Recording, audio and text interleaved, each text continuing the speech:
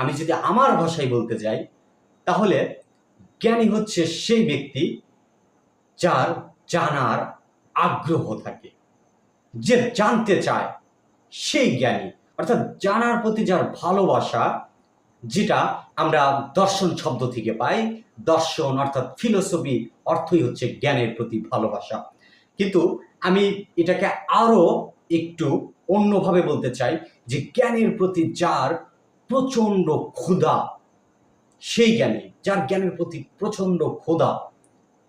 আমাদের সাধারণ মানুষের যেমন যৌনতার প্রতি অত্যন্ত ক্ষুধা থাকে, খাবারের প্রতি আমাদের জিহ্বার অত্যন্ত ক্ষুধা থাকে, তেমনি জানার প্রতি জ্ঞানীর থাকে এক অসামান্য, অতুলনীয়, এক দারুণ, মর্মান্তিক বা আপনি ভয়ঙ্কর রকমের ক্ষুধা। যার জ্ঞানের প্রতি অত্যন্ত ক্ষুধা থাকে,